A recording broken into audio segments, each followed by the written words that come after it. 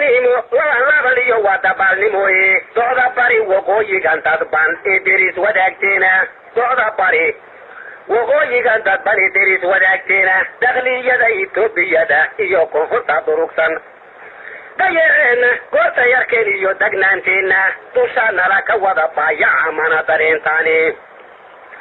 Tusana Rakawada Paya, Amana Tarentani, the Kaini Nukalai, or Dollar Labucato, or Voice Barrer Labutaro, Lady Caradacho. Another like cooking, I don't do it, but made Adu, the Valcaret Badan Bakujira Camera Talani. Collega with Kudayan, in a Davi Lavolani, Tempira Hati Ainan Ravan. In a Tilara, Yaheli Maino, the Wadarunta, Otantana.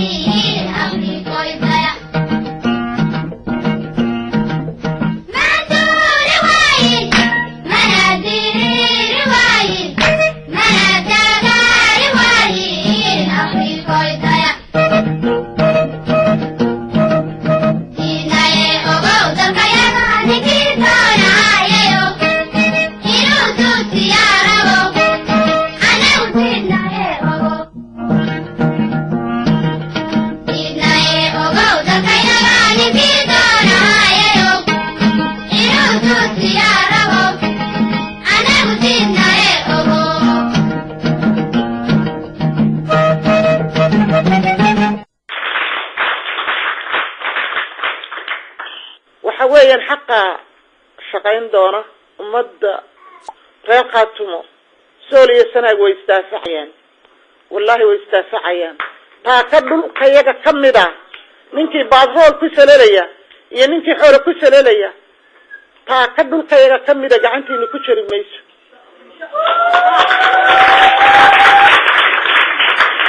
حب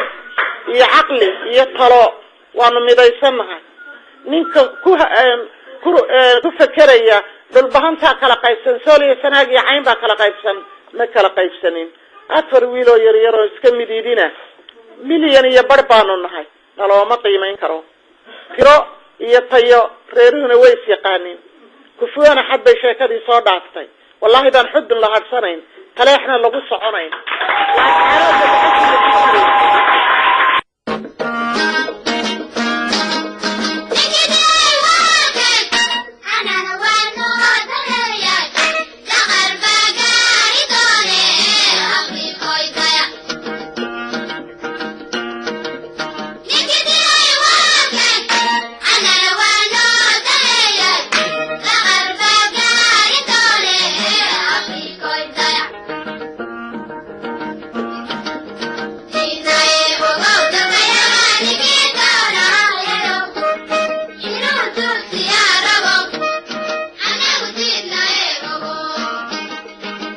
habeennimadii xalayta ahayd oo bisha November ma ay ahayd 17 sanadkan 2012 ayaa xaflad si weyn loo soo agaasinay oo ay soo qaban qaabiyeen gabdhaha Soomaaliyeed ee Khaatuma State waxa lagu qabtay Plaza Hotel oo ku yaala galbeedka magaalada Toronto hadaba xafladan ayaa waxa looga hadlayay tacadiyada iyo dibka ay xukuumadda Siinaaya ku hayso shacabka Khaatuma State iyo wax ka oran la'aanta dawladda federaalka ee Soomaaliya hadaba bayaanay wada jir u soo wada saareen jaaliyada Khaatuma ee magaalada Toronto iyo jaaliyada Awdal State ee magaalada Toronto iyo jaaliyada Maakhir ee magaalada Toronto ayaa waxa soo jeediyay Cabdirasaaq Maxamed Jaamac Cabdirasaaq Sanweyne bayaankan oo ahaa warqad furanna wuxuu ku bilowday sida tan Bismillahir Rahmanir Rahim bayaan ku madaxweynaha dawladda federaalka Soomaaliyeed Muqdisho ku ra'iisul wasaaraha dawladda federaalka Soomaaliyeed Muqdisho oo gudoomiyaha ku xigeenadiisa xubnaha golaha baarlamaanka Soomaaliyeed Muqdisho bayaankan oo ah bayaankii labaad oo lagu faafiyo shir saxaafadeed wuxuu si wada jira uga soo baxay waxgaradka aqoon-yahanada siyaasiyiinta ururada haweenka ee bulshada Khaatumo State Awdal State iyo Maakhir waxa ujeedada bayaankani yahay in si dhab ah loo taabto afcaasha iyo tallaabooyinka isdaba joogga ah ee madaxweyne Xasan Sheekh Maxamuud kuna aadan bulshada Khaatumo Awdal iyo Maakhir sida aynu wada ogsoonahay waxa ummadda Soomaaliyeed soo gaaray muddadii 22 sano ahayd burbur baraka colaad qabiil iyo dawlad la'aan arrimahaas oo ay saldhig u ahaayeen qabiil iyo damac haddaba si badbaado iyo kabasho iyo dawladnimo loo gaaro waxa lagama maarmaan ah in ciddii ama qofkii nasiib u hela ama loo garto mas'uuliyad xil Soomaaliyeed in uu mar walba dib u eego kana faa'iideysto wixii ummadda Soomaaliyeed 22 sano gayeysiyay dhibta sida aynu la wada soconno waxa eegis mudan laguna tilmaami karaa xogli'i iyo degdeg aan laga run sheegin 16 September 2012 hadalkii iyo khudbaddii madaxweyne Xasan Sheekh Maxamuud ee ku aadanaa in 1960 midnimada Soomaaliyeed ay caadifad ku timi in 30 sano kadib markii dadka Somaliland loo geystay dib midnimadii dib u noqotay in wixii la gaarsiiyay dadkaas manhajka waxbarashada lagu qoro caruurahana iskuulada loogu dhigo isla sidoo kale waxa marag madoon ah in madaxweynaha federaalka Soomaaliyeed uu xiriir iyo gacan saar isaga u gaara kana baxsan nidaamka iyo wax isla wadka dawladnimo uu la leeyahay madaxweynaha maamul goboleedka Hargeysa Axmed Siilaanyo taas oo ay tusaale fudud u noqonayso sida uu Axmed Siilaanyo uga soo taliyay in aanay ka muuqan golaha wasiirada xukuumadda dawladda federaalka Soomaaliyeed dadka ka soo jeeda deegaanada Khaatumo Awdal iyo Maakhir taasoo ah khiyaamo xeeladaysan oo lagu rabo in aanay kaga qayb noqon wada hadallada dawladda federaalka iyo maamulka Axmed Siilaanyo si ay u meel marto loona suuro geliyo damaca Axmed Siilaanyo waxna loogu dhibo ama loogu geysto dadka ka soo jeeda deegaamada Khaatumo Awdal iyo Maakhir isla haddana sidoo kale waxa calaamad muuqan karta u ah arrimaha madaxweyne Xasan Sheekh Maxamuud ka talinta keenida wasiirka arrimaha dibadda Marwo Foosiye Yuusuf Xaaji Aadan oo ah qof aad uga fog midnimada Soomaaliyeed 22 sano ee u dambeeyayna geed gaaban iyo mid dheerba u korsanayd in la helo wax lagu magacaabo Somaliland oo ka gooda midnimada iyo qarannimada Soomaaliyeed ilaa iyo haddana lama hayo Foosiye meel ay kaga noqotay hadalkeedii midnimo diidka ahaa waxa kale oo xusid mudan cadeyn buuxdana ummadda Soomaaliyeed u noqon kara waraysigii ay warbaahinta siisay wasiirka arrimaha dibadda Foosiye Yuusuf Xaaji Aadan markii loo magacaabay wasaaradda arrimaha dibadda ee marnaba ay ku qiran weyday mowqifka ka raali ahaanshaha midnimada ummadda Soomaaliyeed waxay cod buuxa ku cadeysay inay ka mid tahay laba dawladood iyo laba dal oo Soomaaliya iyo Somaliland la kala yiraahdo waxay kaloo wasiiraddu waraysigeeda ku sheegtay in wada hadallada ay ka taagan tahay sidii hore u sheegay madaxweyne Xasan Sheekh Maxamuud arrimahaas oo dhami waxay cadeeymo dheeri ah u noqonayaan xiriirka iyo saaxiibtinimada gaarka ah ee ku dhisan hiilka sharci darrada ah kana dhanka ah dastuurka Soomaaliyeed ee madaxweyne Xasan Sheekh Maxamuud ugu garab yeelayo maamul goboleedka Hargeysa ama Beeshaysaaq madaxweyne Xasan Sheekh Maxamuud iyo ra'iisul wasaare Saacid waxaan marnaba u muuqan arrimaha uu maamulka Siilaanyo ka wada deegaanada Khaatumo Awdal iyo Maakhir ee la xiriira tacadiyada xasuuqa leh dilka leh xariga leh dhulqabsiga ciidamaysan leh dhulboobka leh xariga haweenka iyo caruurta iyo birimageydada leh ka hor istaagida xoolaha iyo dadka jilicsan biyaha iyo ceelasha intaba leh ma aha soo gudbinteedu inay ku salaysan tahay dhaliilo aan raad lahayn iyo mucaaradnimo ee waa tallaabooyin ficil ee muuqda ilaa hadda ee qadafka iyo xadgudubka ku ah dadka waqooyiga Soomaaliyeed intiisa badan dhul ahaan iyo dad ahaanba u deegaanka kana soo jeeda Khaatumo Awdal iyo Maakhir ma rabno hadda inaanu bixino faahfaahino dheeraad ah oo muujinaya xogaha aanu hayno ee la xiriira isgarabsiga wada shaqayneed ee Axmed Siilaanyo iyo madaxweynaha dawladda federaalka kuwaasoo kullid ah bulshada Khaatumo Awdal iyo Maakhir waxaanu soo dhaweynaynaa in cid kasta ama deegaan kasta ciddii deegaan u ahi ay xaq u leedahay ka tashiga maamuladooda heer degmo heer gobol iyo heer maamul goboleedba arrin kastoo faragelineedna ay u muuqanayso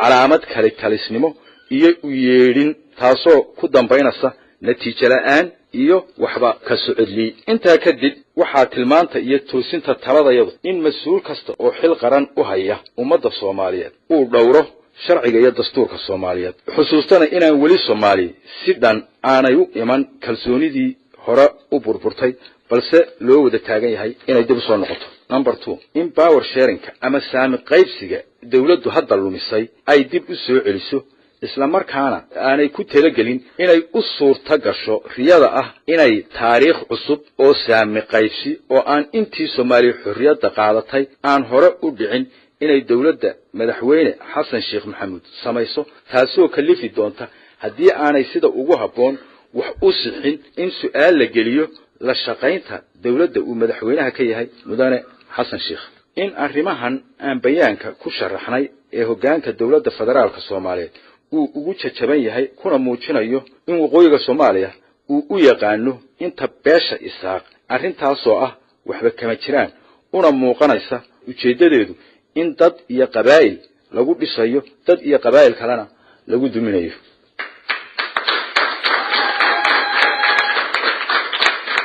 waxaan tilmaan ka bixinaynaa kuna toosinaynaa madaxweynaha iyo ra'iisul wasaaraha in wada hadallada dawladda federaalka Soomaaliyeed iyo maamulka Axmed Siinaayo uu noqdo mid u dhaxeeya dadka waqooyiga Soomaaliyeed inta midnimada diidan iyo dawladda federaalka Soomaaliyeed waxaanu tilmaan iyo toosin kale ku siinaynaa madaxweynaha iyo ra'iisul wasaaraha Soomaaliyeed in dadka midnimada diidka waqooyiga Soomaaliyeed ay yihiin dhul iyo dadba tirada yar ee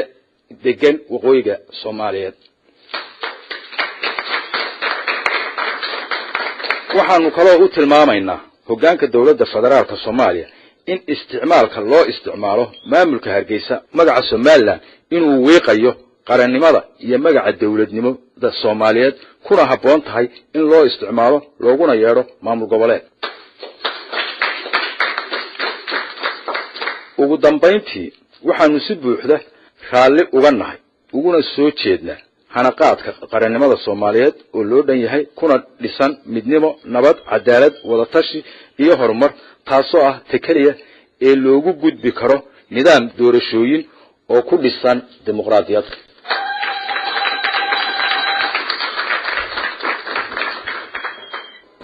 aad iyo aad ayuu mahadsan yahay Cabdirasaaq Maxamed Jaamac Cabdirasaaq Sanweyne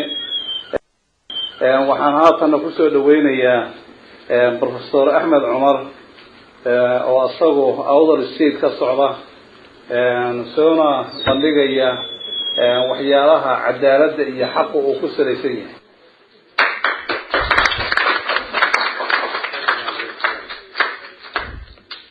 أعوذ بالله من الشيطان الرجيم بسم الله الرحمن الرحيم إلهي نابوري بانو حمدينا إنو سورتقلي بلنا نحاو قولانو ماشا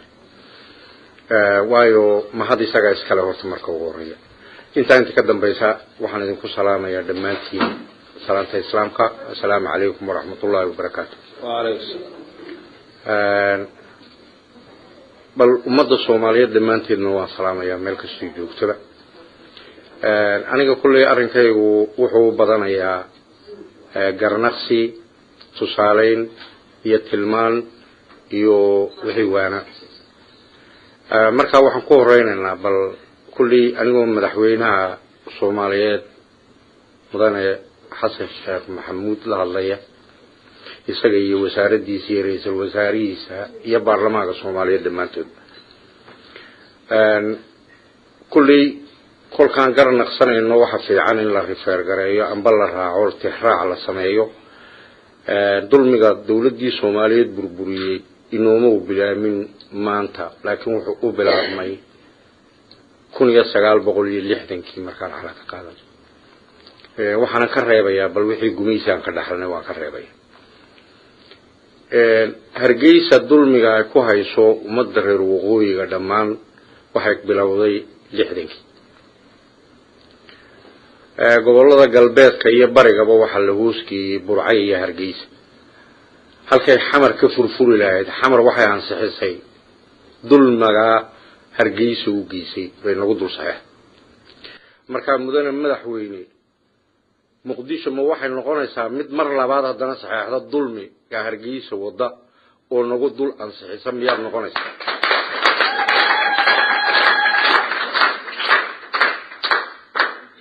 waxa jira wadanka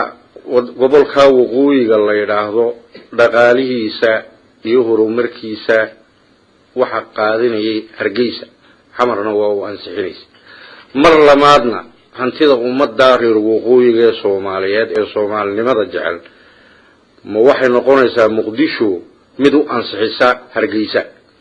mise waxay noqonaysaa mid qaybisa oo ummad walba waxa ay lahayd kala siisa miyay noqonaysaa oo gartaa qaad anu wadaan u noqdo gobolkan ka yimiday waxaan u garaadaystay gobolkaas oo biyuhu aad u wanaagsan yihiin oo dabkiisu aad u wanaagsan yahay oo biyaha magaalada meel safarku ku maydhale oo curyaanka wax laga siiyo dadka naafada noqday laga siiyo oo ku nooliyeen Hargeysa waxay suurta gelisay inay furfurato generatorkii biyaha soo saaray inay qaadato Hargeysa lagi waxay qaadatay kii sameynayay korontada cadaalad darrada markaan ka dacwootay awda waxa ansixisay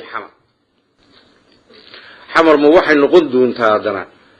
mid hantida awdal intoo la qaado oo Hargeysa qaadato ay xamarna u ansixiso jawaabaha waxa la idinka sugayaa xukuumadda Soomaaliyeed baa laga sugayaa inay ka jawaabto waxaan soo maray iskuul kaliya high school online awdal oo dhan oo Amuud la yiraahdo Amuud iyo Buurama waxa u dhaxeeya dixo daadkuma inta caruur daadkaasi naga qaaday lama malay Hargeysa waxay noo diiday maadaama aan district host yimaadayada nahay waxay noo diiday inaanu dhisanahay iskuul Hargeysa waxay noo diiday 1977 inaan protection dawladda Soomaaliyeed ka helno anti aircraft waxa la yiraahdo ay masiir ninkii district Gabuura ma xukumay Subeer Cabdikariim Boorle wuxuu u tagay dawladdii Hargeysa maamulkii Hargeysa joogay wuxuuna yiri waxay u baahan tahay Boorama lidka diyaaradaha hubka inaan la siiyo in la siiyo iska daayay waxa lagu xiray Hargeysa waxaana xiray nin beesha u dhashay beesha dhexe oo habar Yuunis waliba oo ku hooseeyay salxa ninkii DCga ka ahaa gobolkaas waxa loo xiray ummadda Soomaaliyeed mas'uuliyad baa idinka saaran hala daryo hubkii qaranka Soomaaliyeed lahay banidii marka Muqdisho ma waxay noqonaysaa mid haddana waxa qaranka Soomaaliyeed leeyahay noo diido miyay noqonaysaa hadda waxaanu aragnaa in aad la shaqeynaysaan beesha dhexe ummadda Soomaaliyeed ee Soomaalinimada jecel ee calanka buluuga sidata ma jecelidin waxa xaqiiqa Faysal Cali Waraaba daraad interview laga qaaday wuxuu sheegay calanka Soomaaliyeed in nacibi calamada kala sakay Itoobiya inay jeceliin Hargeysa lagu huudo laakiin ka Soomaaliga ee buluuga inayna arki karin nacibi waxa sitanayeen nacibi kuwa miyaad ka fadalaysaan ummadda Soomaaliyeed ee Soomaalinimada jecel marka midna ay loobina ummadda Soomaaliyeed waxbay wada leedahay waxna way kala leedahay ummadda Soomaaliyeed way leedahay wadanimada way wada leedahay dalka way wada leedahay wanaaga way wada leedahay wadajirka way wada leedahay wanaagoogan quruxdana way wada leedahay laakiin waxaan kala leenahay nin walba meesha uu ku dhashay kalidiisa isaga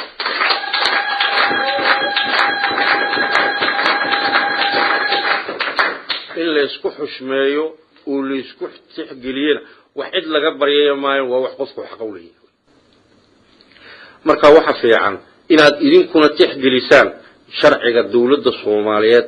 iyo nidaamka ummadda Soomaaliyeed iyo wadajirka ummadda Soomaaliyeed iyo quruxda ummadda Soomaaliyeed inaad ilaalisaan oo dhowrtaan oo ummadda Soomaaliyeed wanaageega ka shaqeysaan oo isku calool xaadaan oo ka wanaagsan horumarisaan waayo macallinkuba markuu ardayda u dhigay ardayga wanaagsan abaalmar baa la siiyaa ka saaqidana waa dib baa loo dhigaa wax kala loo abuuraa laakiin idinka waxaan ha noqonina marka kuwa Soomaalinimada nacab inaad horumarisaan oo kuwa Soomaalinimada jecelna dib u tarjeedaan waa intaasaan marka kulli hadalkayga intaasaan ku gabagabeynaya waxaan idinka filaynaa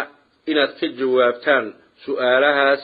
oo ummadda Soomaaliyeedna u cadeysaan meesha aad u socotaan iyo meesha aad u wadaan wassalaamu calaykum waraxmatullaahi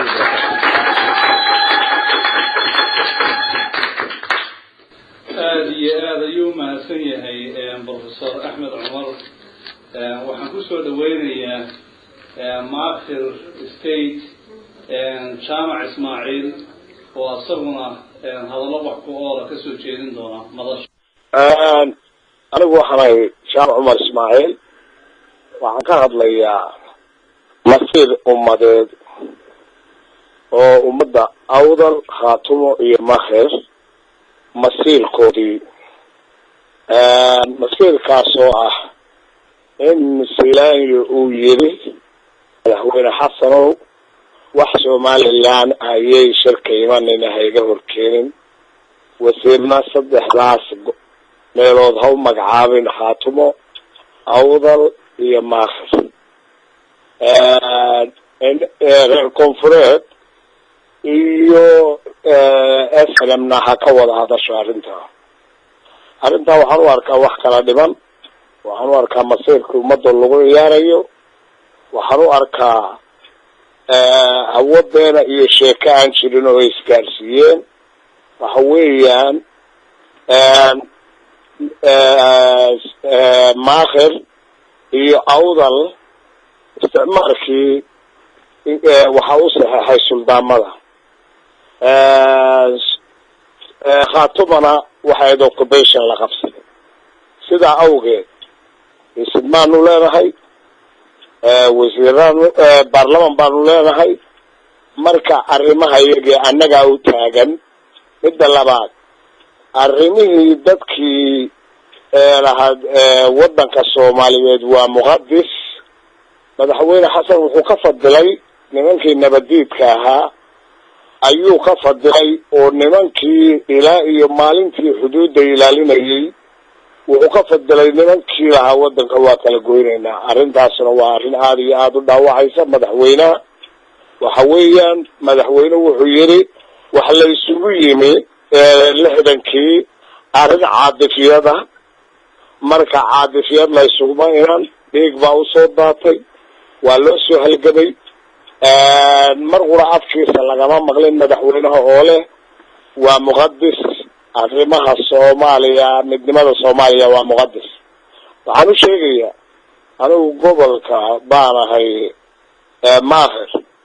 Maakhir waxaan u leenahay suldaan guud iyo ismo iyo cuqaal suldaanka guud waa suldaan Saciid Cabdisalaam baarlamaanka federaalka ku jira isaga soo magacaabay isaga saxiixiisa ku yimaadeen wixii laga wada hadlayo oo ku saabsan Maakhir haddii aanu suldaan Saciid ku jirin oo siyaasiyiinteedii ku jiray waxaan u malaynayaa waa hal bacaad lagu lisay nimanka reer koonfureedka oo koonfur jooga haddaad tidhaahdid aada weydiisid caasimada khaatumo hadday ku taallaa ma garanayaan gobolka Sanaag yaa u regional capital ma garanayaan marka niman aan garanaynin ayay nimankan SNMtu ay wax la wadaan waana arrin masiir ummadeeda arrin weeyaan xalaal maalin baa la qashaa sidaa awgeed waxaan idiin sheegayaa mar labaad Maakhir haddaan suldaan Saciid Cabdisalaam iyo ismada iyo cuqaashu aynay ka talinin wax ka soconayaa ma jiraan weligood ba haysu dhawaaqeen muqdisho iyo hargeysa waxaad moodaa dadku inuu wada buko oo qabiil iyo balaayo wax loo baahan yahay dad wadaniina dad ildheer dad wax garanaya dad baa loo baahan yahay dhulka kala yaqaan dadka kala yaqaan qabaa'ilka yaqaan waxa weeyaan waxna waa la wada leeyahay waxna waa la kala leeyahay wax waa la wada leeyahay midnimada iyo wadanka iyo calanka buluuga waa la wada leeyahay waxna waa la kala leeyahay oo gobolada iyo degmooyinka iyo tuulooyinka waa la kala leeyahay sida awgeed maakhir khaatumo awdal waxay leeyihiin isimadooda ingiriiskii baa wax weydiiyey xitaa isimadooda iyo cid walba marka waxa weeyaan wax ku eg maaha muqdisho iyo hargeysa siyay dib u dhicin dubay ka dhacday ama london ka dhacday dadka wadanka waa in wax la weydiiyaa oo la warsadaa isimada haddii kale waxay noqonaysaa halbacaad lagu lisay weligoodba ha laysu saxeexo asalaamu calaykum hadalkaygii intaasaan kusoo koobaya haddaba waxaan kusoo dhaweynayaa microfonka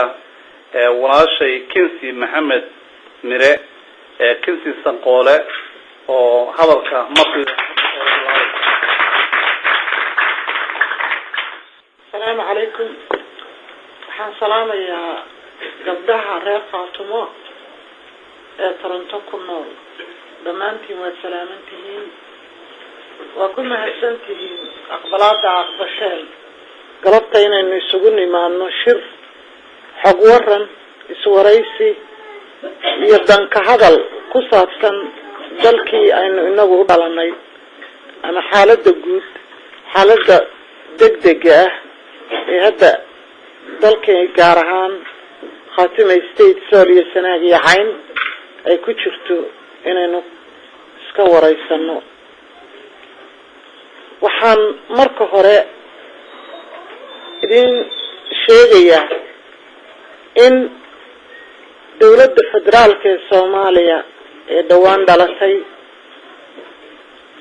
ay suuro gelisay khaatimo state inay soo gaadho xamar oo nabad xamar loogu sameeyo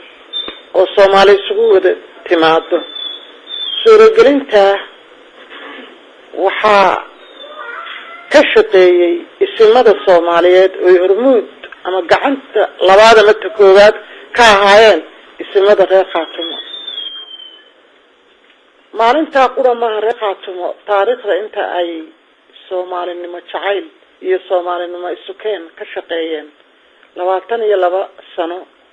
oo dagaal sukeeyay jiray oo ummadda Soomaaliyeed kala fogaatay oo qaarkood Soomaaliba ka baxeen ayaa ummadda khaatimo state sool iyo sanaag iyo cayn ay calanka buluuga ah huwanaayeen oo nin waliba ku dilay oo nin waliba ku xumeynay oo magacyo loogu bixinay oo in lagu kala qaybiyo laga gato waxay rumaysan yihiin la isku dayay waxay soo gaarsiiyeen inay dawlad Soomaaliyeed oo xaqa oo caasimadii Soomaaliyeed lagu dhiso soo gaarsiiyeen halkaas ay soo gaarsiiyeen 22 sanadood subax walba dad nala derisa oo anagu ku duulin dhulkoodana rabin dhiigoodana rabin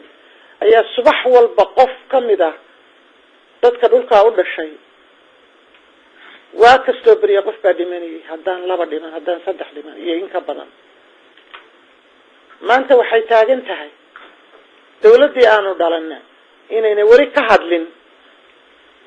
xasuuqa ka taagan dhulkayaga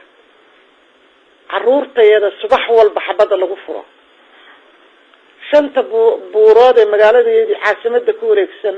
ee mid waliba suugi diyaaradaha lagula dagaalami jiray saaran yahay ku fooraro caruurtayadii iyo haweenkayadii ganacsigii iyo quuto daruurigii ummaddu helaysay oo laga joojiyay Soomaali kama hadlin dawladda Soomaaliyeed kama hadlin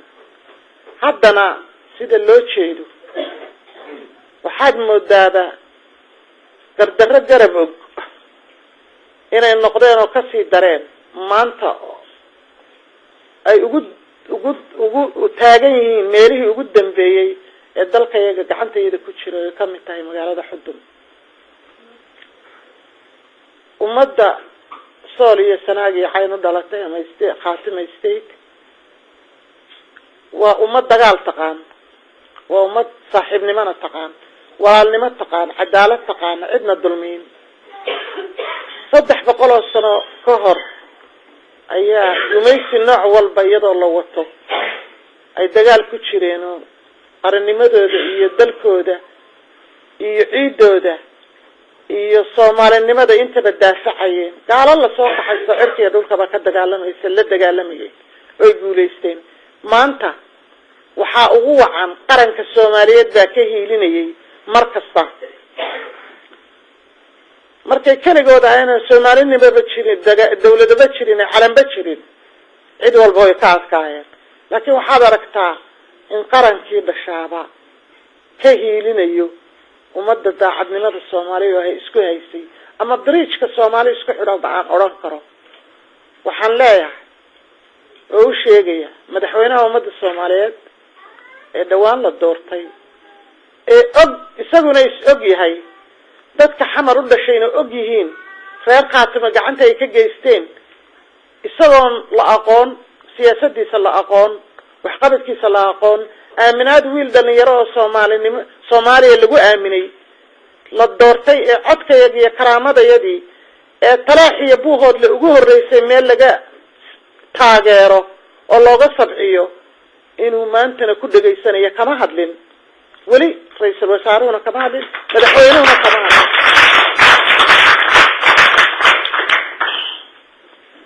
waxa weeyaan xaqa shaqayn doona ummadda reer Khaatimo sool iyo sanaag way istaafacayaan wallahi way istaafacayaan taa ka dhulkayaga kamida ninkii baadrool ku salelaya iyo ninkii xoolo ku salelaya taa ka dhulkayaga kamida gacantiina ku jiri mayso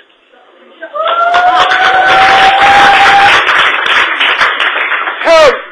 iyo caqli iyo talo waanu midaysanahay ninka ku fakeraya dalbahanta kala qaybsan sool iyo sanaag iyo cayn baa kala qaybsan ma kala qaybsanin afar wiilo yar yar oo iska mididina milyan iyo bar baanu nahay nalooma qiimeyn karo tiro iyo tayo reeruhuna way yaqaaniin kufuwana xad bay sheekadii soo dhaaftay wallahi baan Xudun la hadsanayn taleexna lagu soconayn waxaan u sheegayaa ummadda Soomaaliyeed ee xaqa aragta ee gardarrada garabka og ee haddana isku halaynaysa nimanka Soomaaliya madaxda looga dhigay ee cabinetkii ilaa 60kii nin dhulbaanta aan laga waayin ee labada wasiir ku jirtay aan midna loogu darin haddaba dhulkayagu sidaa ku tagi maayo cabinetka yagaanu leenahay boqorrada yadaanu leenahay indaargaradka yagaanu leenahay generaalada yadaanu leenahay adduunka dhaqtarada ugu badan ee Soomaaliyeed leedaanu leenahay professorska ugu badan cid laga guuleysanaysa ma jirto dad intaa ku niyad jaban ma nihin waanu idin digaynaa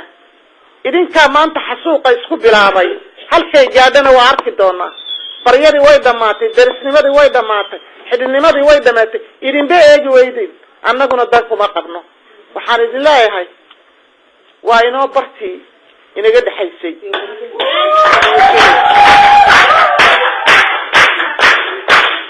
السلام عليكم ورحمة الله وبركاته ayay u mahadsan tahay kinsi maxamed mire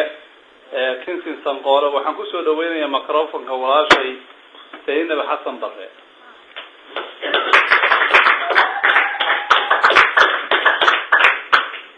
السلام عليكم دمانتين marwooyinka ka soo qayb galay shirkan sharafta leh ee ku muujinaya dareenkooda wadaninimo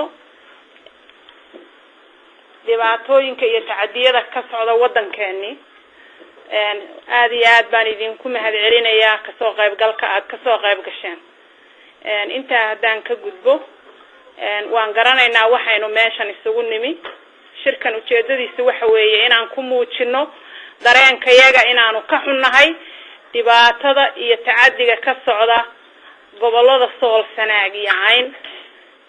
arrintaas oo aad ogtihiin dagaaladii u dambeeyay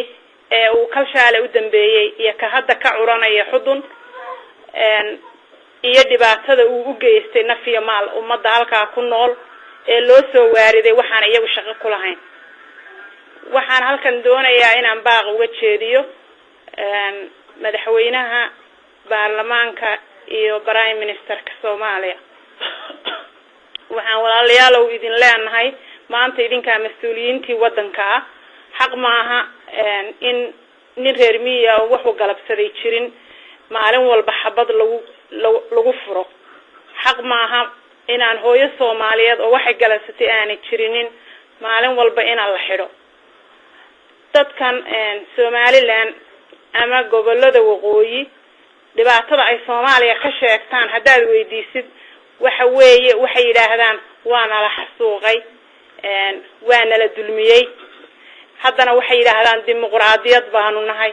oo waxaanu aaminsanahay freedom of speech iyo dadku inay xuquuqdooda ay mid waliba leeyihiin.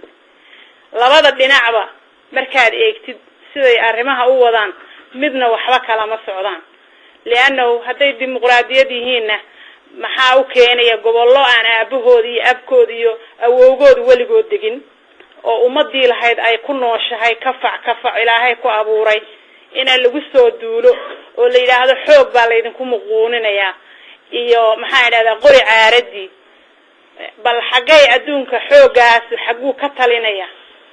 bal dimuqraadiyadda ay sheeganayaan ay western worldka ay inta u soo sheegayeen leeyihiin dimuqraadi baana xagee dimuqraadiyadda ay ku haystaan.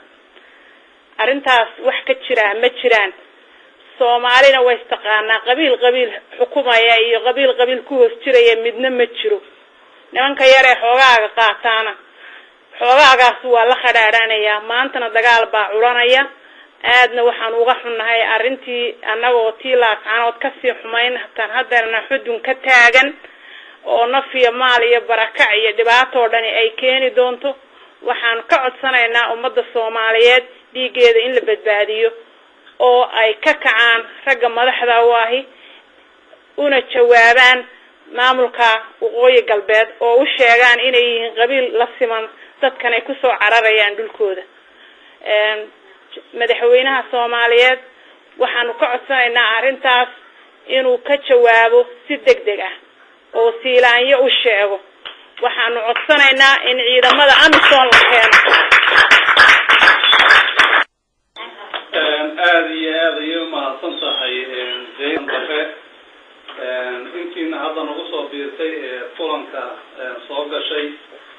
kulankan waa kulan ay soo qaban qaadiyeen waxgaradka jaaliyadda reer Khaatume ee magaalada Toronto. waana kulan looga hadlayo xadgudubka iyo tacadiyada ka dhacaya Khaatume state ka dhacaya ayaa looga hadlayaa. waxaan hadda microphone ku soo dhaweynayaa walaashay Faadumo Xasan. Faadumo ku soo dhawow. السلام عليكم وحمد السلام يا سلامة إسلامك. السلام عليكم ورحمة الله وبركاته. سلامك بعدي وحنو شيء تذكر دقيقة قبل لذا خاطمه ستيت الصومالية لما أنتو ما أنت وحي أي تاجنت هاي يا مال كريم ما أنت وحوي نيول ببا وحلو قوي مجرجيسي بالبحنته وو إسراعي وو مدوبي ninkii ku jira ama beesha dhexe ama beesha bariga waxaan ugu baaqaynaa sida ugu dhaxsaha badan inuu ku soo noqdo dalkiisa iyo dadkiisa uu daafaco. beesha dhexe waxaan u sheegayaa degta Hargeysa iyo Burco laascaanood iyo xudun midnaba ma leeyahay. abka uma dhalan awga uma dhalan adigu uma dhalan. halkii aad ka timi waxaan ballan kuugu qaaday halka aad ka timi adiga oo jarjaran inaad dib ugu noqoto oo meel adigu ku dhayo. waxaad ogaataa beesha dhexe inaad soo gashay xundurtayda calooshaydii dhexdeedii. maxay ahayd kuwa maxay ahayd ila dhashay haddii ay aad maxay hatay aad ku gabanaysaa nothing taasi way isku soo dhamaatay sheekadaasi way isku soo dhamaatay ballan waxaan kuugu qaaday xururteydii baad ku jirtaa caloosheydii baad ku jirtaa inaad ka nabad noqon insha allah bismillaahi karim beesha waxaan leeyahay maxay hatay gobolada khaatime state of Soomaaliya rag iyo dumar waan idin barbar taaganay difaac waa inaad istagtaa shahaad baa idinku waajiba Allahu akbar Allahu akbar Allahu akbar madmado qabiil iyo mugdi kala dhexgalay baa ismaandhaafka keeno inta ay miscirinaha mas'uuliyadka uga yimi iyo shaaba amiiru isku marayeen oo isla maxdumayaan meel lagu dhagaadiyo marna nabad heegina waa laba kala maana ayaa isku maran way isla maxdumaan marka gurku dumaan waxay baadi joogtaa jubo way madowday markay nabad ka maagto ay midnimada diido loo maaran waaya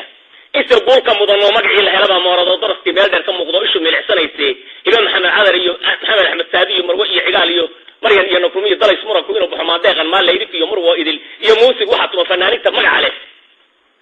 ama culimo magac weyn marwan doobidha waxaan idin sheegayaa doobirtaas ayaynu sugaynaa cidna canaanan mayno Soomaali soo canaanan mayso qofna qof lagu riixi maayo ummad wuxuu yiri qaban farxan ina daayo wada qabna daawashiyeed marka waxa weeyaan ummadda Soomaaliyeed waxaan leeyahay ilaahu si soo hadii cidna ay saamaayo madaxweynaha ilaahu noo hadii baan leenahay iyo mas'uuliyadda ilaahu